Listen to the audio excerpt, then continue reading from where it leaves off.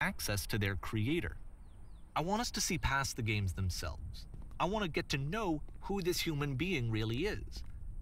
And that's exactly what we're going to do here. So, it's 2008, Coda starts making these games, and he never releases any of them.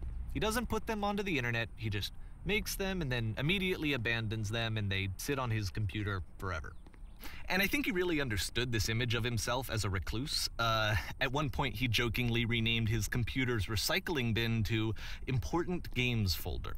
So, you know, this was just how he worked. He tended to crank them out one after the other without even really pausing to try to understand what he had just made, until suddenly one day, he just stopped. In 2011, that was it. He made his last game, and then he hasn't made another one since. And that's why I've taken this opportunity to gather all of his work together, is because I find his games powerful and interesting, and I'd like this collection to reach him, to maybe encourage him to start creating again. And if the people like you who play this also happen to find his work interesting, then I'm sure it'll just send that much stronger of a message of encouragement to Coda. So thanks for joining me on this. If you have a particular interpretation that I haven't mentioned here, or if you just need to get in touch, you can email me at daveywreden@gmail.com. Okay, that's about it for introduction. Let's take a look at Coda's first proper game. As each game is loading, I'll show you the date that it was completed. This first one was made in November 2008.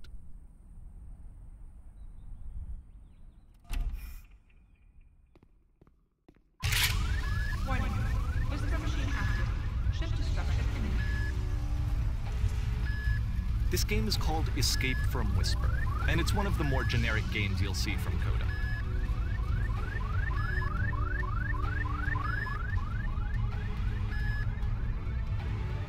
Security hull breached. Hostile alien life form inbound. It kinda looks like this game was abandoned mid-development. For instance, you have this gun, which you'd think would indicate that there are supposed to be monsters or enemies somewhere, but then clearly there are no enemies anywhere. You can't even reload the gun when you run out of bullets. But ultimately we don't really know. Maybe Coda thought that actually it was complete the way that it is. And I think that we should talk about his games for what they are, rather than for what they're not. Enemy force neutralized. Begin ship evacuation.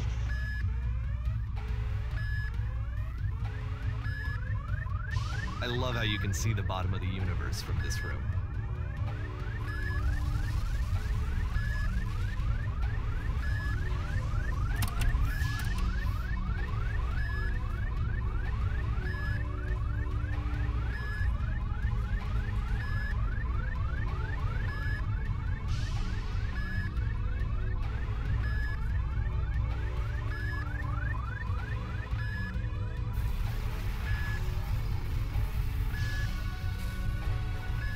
Apparently, this space station has a labyrinth on it. Sure, I don't know. There's really no reason for it that I've ever been able to discern, so in the interest of time, I'm just gonna skip you on past it. Okay, this is the part that's interesting. The game has this narrative about the Whisper machine and how it has to be turned off, and then you get to the engine room.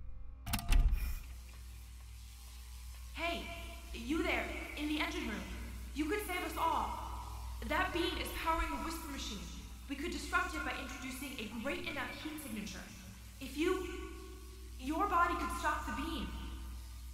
It's so much to ask, but for all of our lives, would you do it?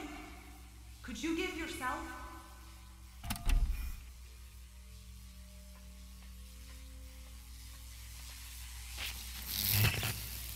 Let me pause here for a second. What you just experienced, stepping into the beam and then dying, is probably what Coda had initially intended when he was developing this level. But when he first compiles and plays it, something goes wrong. There's a bug somewhere, and this is what happens instead.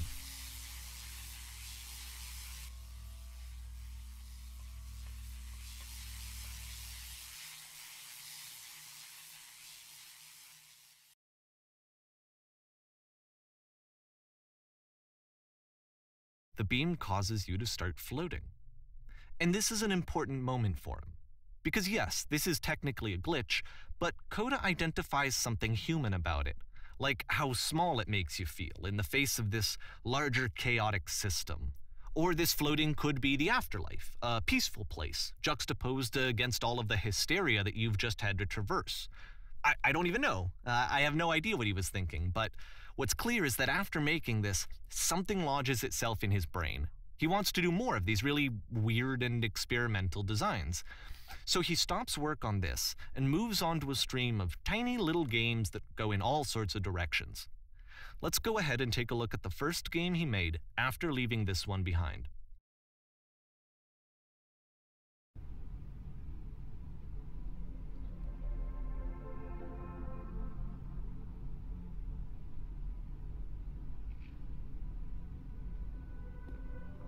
Yup, in this game you can only walk backwards.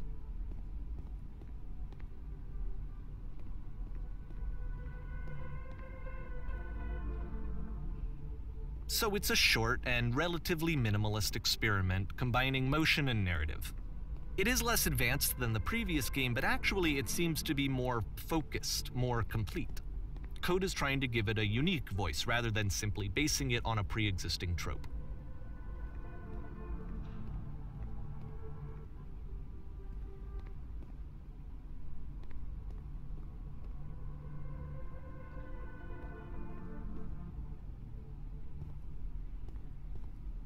It's a short little thought, it says what it wants to say, and then it ends. Didn't need anything more than that. Which to me is why it works, because it gets out quick. Okay, next one.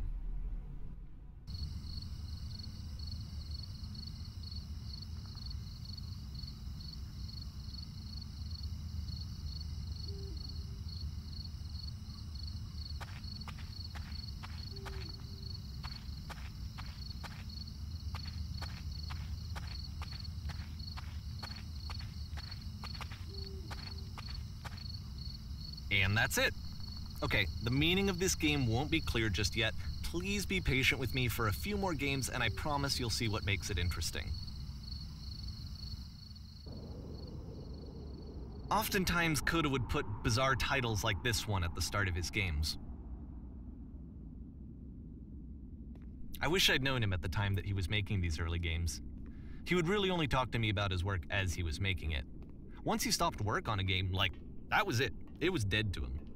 And I don't agree with that at all, but what are you gonna do?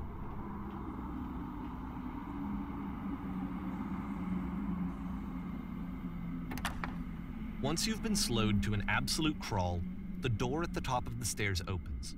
So why, if Coda's not showing these games to anyone, why bother opening the door at all? Well, to show you, I'm modifying the game here so that when you press enter, it'll bring you back up to full speed so you can enter the door for yourself.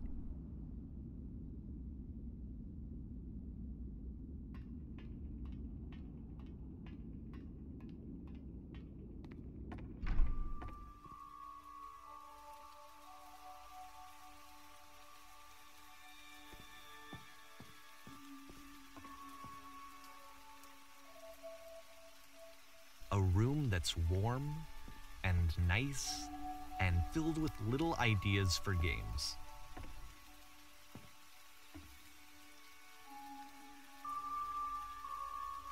Coda would often tell me that he didn't mind if people thought of him as cold or distant. He said that he knew that he was actually a vibrant and compassionate person, but that it takes time to really see that. It can be a very slow climb to get there.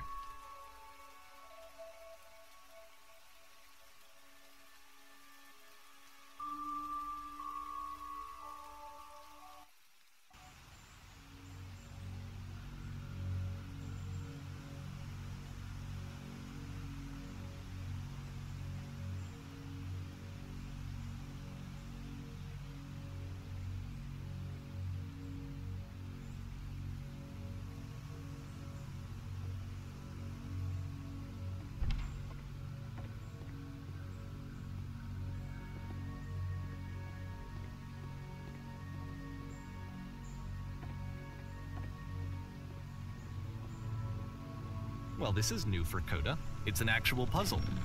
Go ahead and see if you can solve it.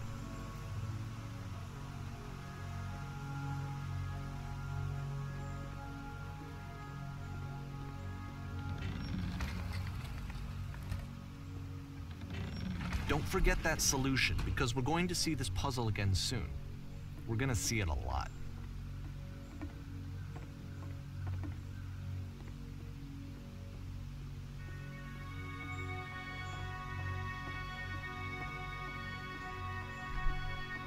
So that seems to be it, right?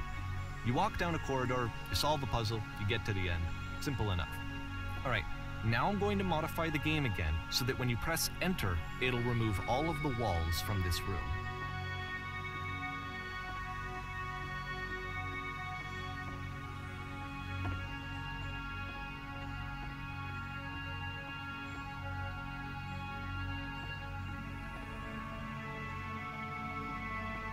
How about that? There was more to it than we had any way of knowing. I actually find it funny that this game comes after the Stairs game, since they essentially convey the opposite idea. So, in the Stairs game, a dull exterior concealed a rich interior. And then, in this level, a dull interior hides this fantastic outer world.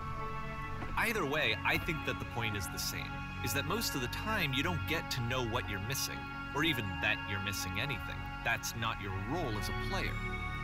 So if your role here is not to understand, then what is it?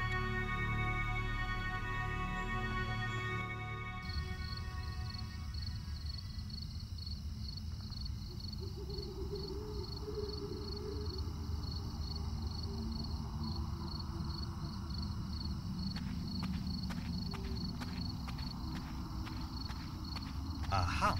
So this, combined with the entering game from earlier, tells us that Coda believes his games are connected somehow. It could even be that the Stairs game and the puzzle game are literally connected in between this and the entering game. There's a bigger picture that all of his games are meant to play a role in, some larger meaning that we won't be able to grasp until we've seen all of them. And once we have, we can step back and start to understand what exactly that bigger picture is.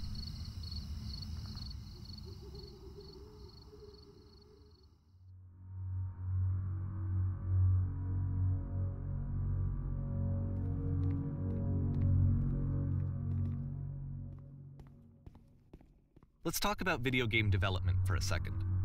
Every video game runs on what's called an engine, which determines what the game can and cannot do. So in other words, the engine is a set of tools for game development. To make all of these games, Coda is using an engine called Source. Like all engines, Source has certain things that it does well, and it has certain things that it does poorly. One of the things that it does very well is boxy linear corridors. That's why so many of Coda's games are set in these large, flat, empty rooms, is just because he's working with what the engine does well. The tools available to the creator shape what kinds of creative work they're going to end up making. You might consider paying attention to the architecture in Coda's games to notice how they seem to stem from an engine that's very good at producing linear, boxy corridors.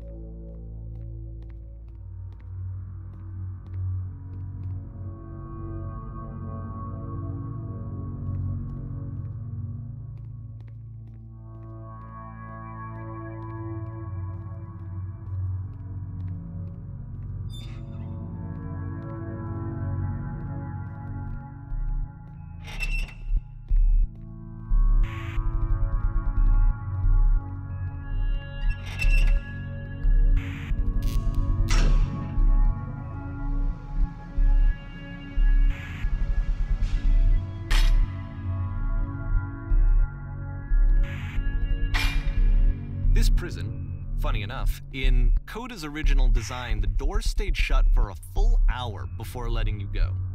If you don't mind, I think we're gonna skip that. This is something that he and I used to argue about a lot. You know, whether a game ought to actually be playable, whether it means anything if no one can get through it. And I would always defend that, you know, all this work goes into the game, why not make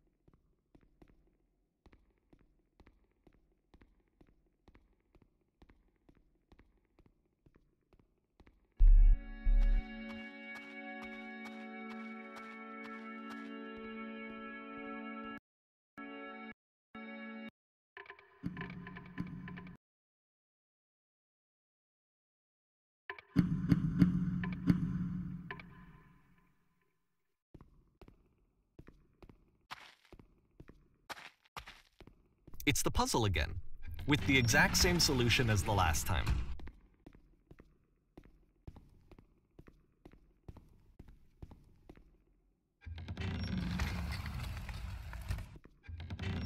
There's still no clear indication of what makes this puzzle so special that Coda is going to return to it over and over. But I promise I'll share with you my interpretation very shortly.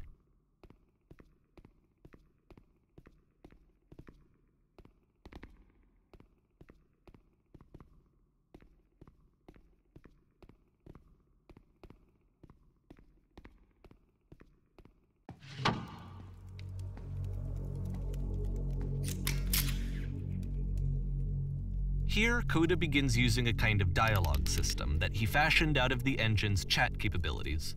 Use the 1, 2, 3 buttons on your keyboard to respond.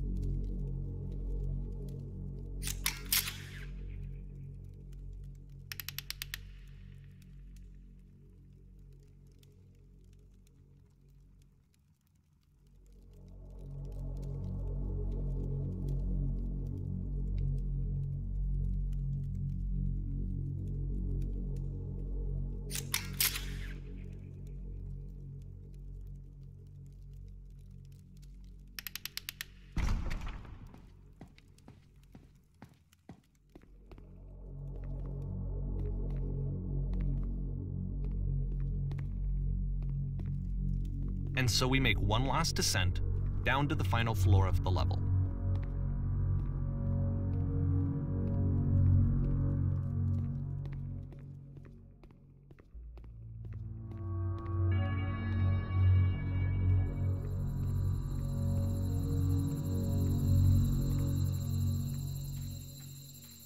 it's a lamppost. Okay, I can't tell you quite why, but for some reason, Coda fixates on this lamppost. It's going to appear at the end of every single one of his games from here on out. I'll tell you what I think.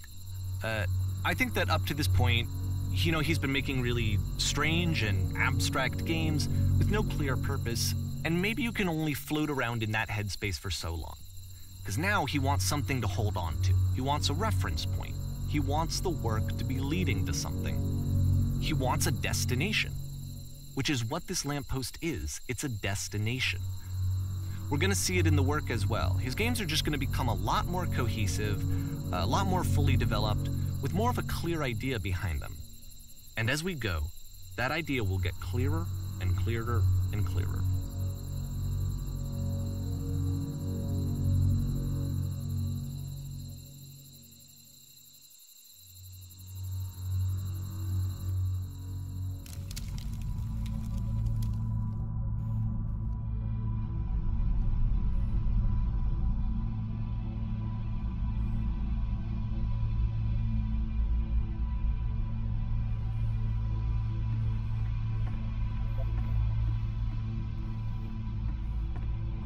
So first off, I'm sure you can deduce this, but this game is not connected to the internet. All of the notes that you're going to see have been written by Coda. This was actually the first game of his that I ever played. This was shortly after I met him at a weekend game jam in Sacramento, where I grew up. I saw him working on this very level, and it was just so different from anything that anyone else was doing. So right away I was like, I have to be friends with this person. In retrospect, I think I was probably a bit too pushy, trying to get his attention. I was over-enthusiastic. But he was very gracious about it and very patient with me. And I cooled off eventually. Oh, feel free to skip over any of these notes if they're not doing anything for you. Nothing extra is gonna happen if you read all of them.